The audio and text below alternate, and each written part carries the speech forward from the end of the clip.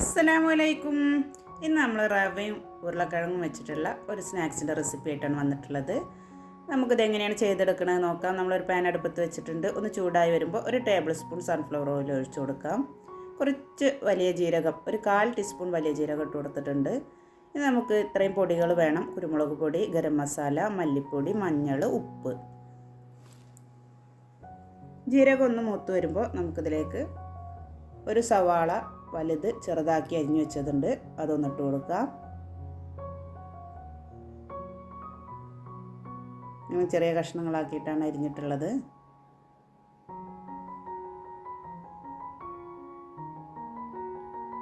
സവാള നന്നായിട്ടൊന്ന് വാടി വരട്ടെ.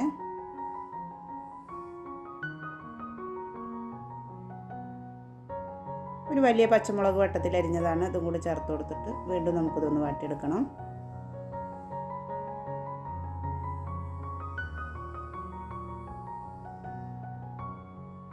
ഇനി ഇത്രയും പൊടികൾ നമുക്കിതിലേക്ക് ചേർത്ത് കൊടുക്കാം. പൊടികളുടെ പച്ചമണമൊക്കെ മാറുന്നത് വരെ നന്നായിട്ടൊന്ന് വഴറ്റിയെടുക്കുക. ഒരു വറവിൻ്റെ സ്മെല്ല് കിട്ടുന്ന വരെ നന്നായിട്ടൊന്ന് വഴറ്റി കൊടുക്കുക.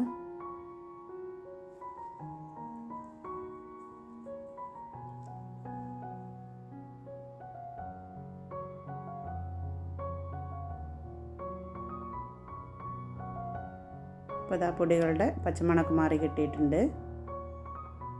ഇനി നമ്മൾ അരിഞ്ഞു വെച്ചിട്ടുള്ള ഒരു പിടി മല്ലിയില അതൊന്ന് ചേർത്ത് കൊടുക്കുക. എല്ലാം കൂടെ ഒന്ന് മിക്സ് ചെയ്തതിന് ശേഷം നമ്മളൊരു കിഴങ്ങ് പുഴുങ്ങിയിട്ട് ഉടച്ചെടുത്തതാണ്. കുറച്ച് തക്കാളി സോസ് ഒഴിച്ചു കൊടുക്കുക. നമുക്ക്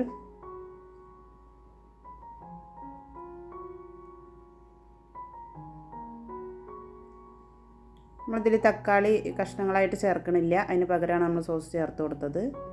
ഇനി നമ്മളൊരു ഉരുളക്കിഴങ്ങ്, വലിയൊരു ഉരുളക്കിഴങ്ങ് പുഴുങ്ങി ഉടച്ചെടുത്തതാണ്, അതും കൂടെ ഇതിലൊന്ന് മിക്സ് ചെയ്തിട്ട് മസാലയൊക്കെ എല്ലാ ഭാഗത്തേക്കും ഒരേപോലെ പിടിക്കണത് പോലെ നന്നായിട്ടൊന്ന് മിക്സ് ചെയ്തെടുക്കാം.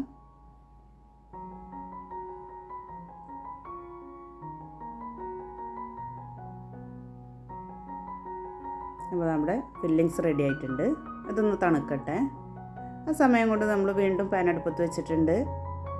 അതിലേക്ക് ഒരു ടേബിൾ സ്പൂൺ സൺഫ്ലവർ ഓയിൽ ഒഴിച്ചു കൊടുക്കുക.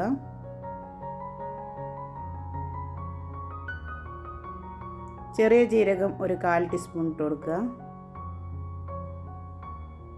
ഒന്ന് പൊട്ടി വരുമ്പോൾ ഒരു 1/2 കപ്പ് റവ എടുത്ത് വെച്ചിട്ടുണ്ട്, അത് ഈ എണ്ണയിലൊന്ന് വറുത്ത് കൊടുക്കാം. നമുക്ക്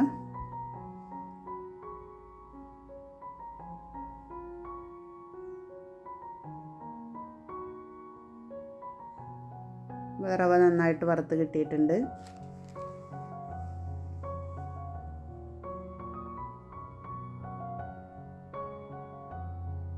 ഇനി 1 കപ്പ് വെള്ളം ചേർത്ത് കൊടുക്കുക. നമ്മൾ 1/2 കപ്പ് റവ എടുത്തു കഴിഞ്ഞാൽ 1 കപ്പ് വെള്ളം ചേർത്ത് കൊടുക്കുക. നിങ്ങൾ 1 കപ്പ് റവയാണ് എടുക്കണമെന്ന് വെച്ചെങ്കിൽ 2 കപ്പ് വെള്ളം ചേർത്ത് കൊടുക്കുക. ഇനി ഹൈ ഫ്ലെയിമിൽ വെച്ചിട്ട് ഇത് നന്നായിട്ടൊന്ന് വാട്ടിയെടുക്കണം. നന്നായിട്ടൊന്ന് കുഴഞ്ഞു വരട്ടെ. ആവശ്യത്തിനുള്ള ഉപ്പ് ചേർത്ത് കൊടുത്തിട്ടുണ്ട്.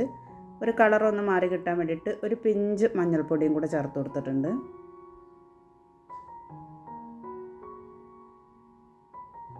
എല്ലാം കൂടി നന്നായിട്ട് മിക്സ് ചെയ്തിട്ട് നമുക്കതൊരു പരത്തിയെടുക്കാൻ പറ്റുന്ന ഒരു പരുവത്തിൽ മാവാക്കിയെടുക്കണം. അപ്പോൾ ഇതാ പാനിലൊന്നും ഒട്ടിപ്പിടിക്കില്ല, നന്നായിട്ട് നമ്മുടെ മാവ് കിട്ടിയിട്ടുണ്ട്. ഇതൊന്ന് ചൂടാറ് കിട്ടണം. അതിന് മുന്നേ നമുക്കിതിലേക്ക് 2 ടേബിൾ സ്പൂൺ മൈദ ചേർത്ത് കൊടുക്കാം.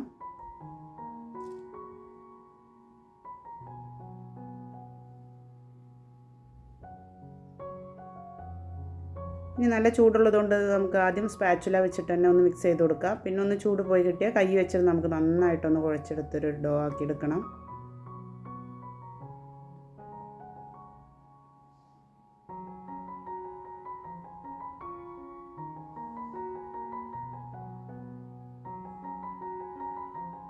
അപ്പോൾ ഇതാ നമ്മുടെ മാവും സെറ്റായി കിട്ടിയിട്ടുണ്ട്.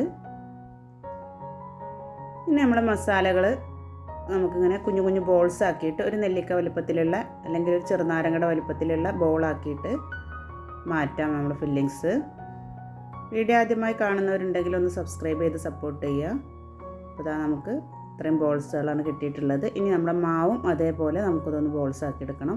അത്ര തന്നെ വലിപ്പം വേണ്ട, നമ്മൾ ഫില്ലിങ്സ് ഉണ്ടാക്കിയതിനേക്കാളും ചെറിയ ബോൾസ് ആക്കിയിട്ട് ചെയ്താൽ മതി.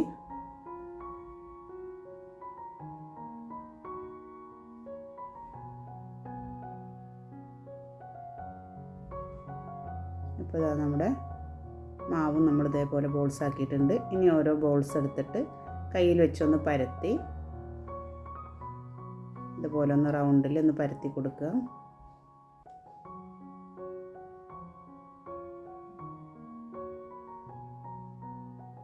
നമ്മുടെ ഫില്ലിങ്സ് ഇതിൻ്റെ മുകളിലായിട്ട് വെച്ചിട്ടൊന്ന് പ്രസ് ചെയ്ത് കൊടുക്കുക.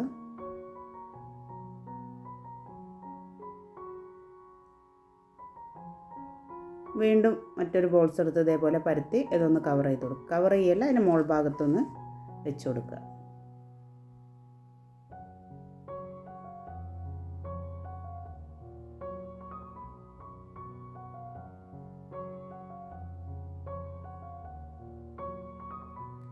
ഇതേപോലെ ചെയ്തെടുത്തിട്ട് തള്ളി നിൽക്കണുണ്ടെങ്കിൽ ഒന്ന് ഉള്ളിൽ തന്നെ ഒന്ന് കൈവച്ചൊന്ന് റെഡിയാക്കി എടുക്കുക. ഈ മാവ് നമുക്ക് പരത്തിയിട്ട് കട്ടർ ഉണ്ടെങ്കിൽ കട്ടർ വെച്ച് കട്ട് ചെയ്തെടുക്കുകയും ചെയ്യാം. ഇങ്ങനെ ചെയ്താലും കട്ടർ വെച്ച് കട്ട് ചെയ്തെടുത്താലും നമുക്ക് ഒരേ ഷേപ്പിൽ തന്നെയാണ് കിട്ടുക.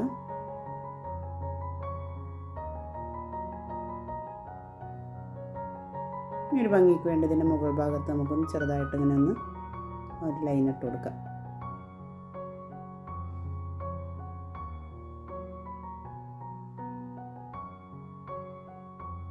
ബാക്കിയുള്ള മാവും കൂടെ നമുക്ക് ഇതേപോലെ തന്നെ ഒന്ന് ചെയ്തെടുത്ത് വരാം.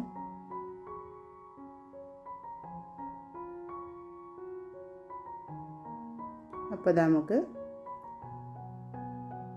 എല്ലാം നമ്മൾ ഇതേപോലെ ചെയ്തെടുത്തിട്ടുണ്ട്. 5 എണ്ണമാണ് നമുക്ക് കിട്ടിയിട്ടുള്ളത്. ഇനി നമുക്കിതൊന്ന് ഒന്ന് ഫ്രൈ ആക്കി എടുക്കണം. ഒത്തിരി എണ്ണ ഒഴിച്ച് മുക്കി പൊരിച്ചെടുക്കരുത്, അപ്പോൾ മസാലയൊക്കെ അതിൻ്റെ ഇടയിൽ നിന്ന് വിട്ടുപോരും.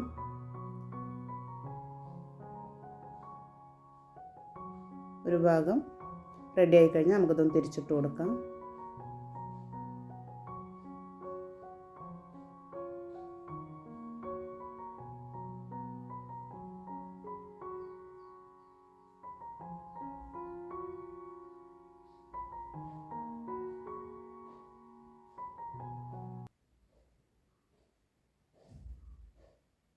അപ്പോൾ ഇതാ 2 ഭാഗം റെഡിയായി കിട്ടിയിട്ടുണ്ട്.